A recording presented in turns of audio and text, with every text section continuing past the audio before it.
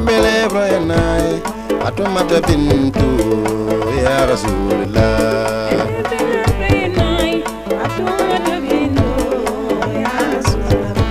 Hente bele broyenay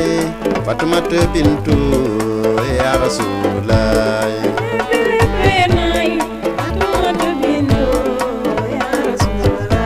Hente bele broyenay Fatumata bintu wanti ya Rasulullah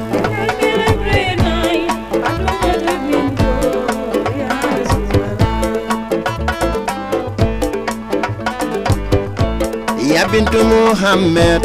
khairun nisa'i Fatumata bintu ya Rasulullah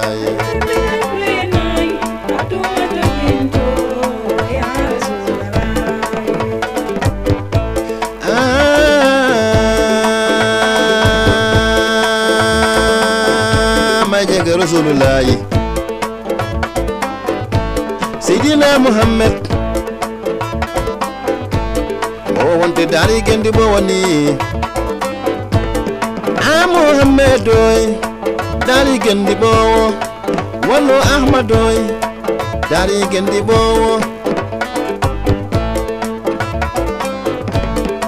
hatimu nabiina imamul mursalin Sayyidina Muhammad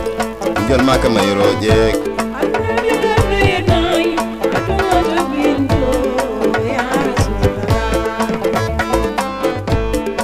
Mamadou Abdoulaye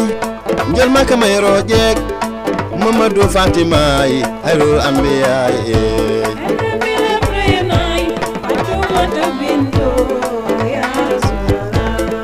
gir xusay gir kinap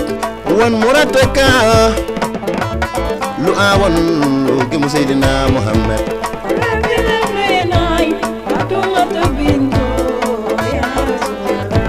Babu Firo khoyatu bintu Rasul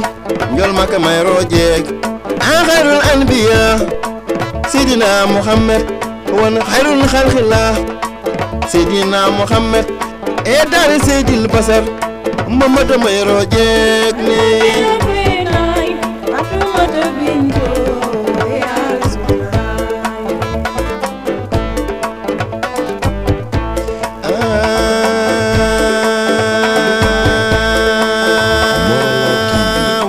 Rasulullah unasun national et international يريدهم لتصرفهم أولهم آدم وآخر سيدنا محمد عليه السلام جل ما كما يروجك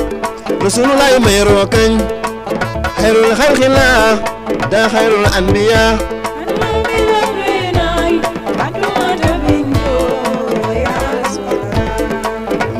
Jeka Mamadoy dari gendi boy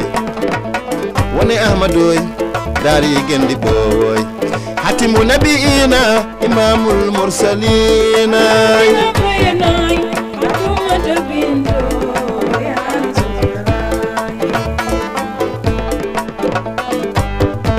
Mamadou Lamine Oleyay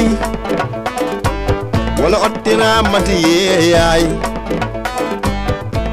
Nabil Mustafa yaf Nabi mere bab khairul anbiya njol maka mayro jek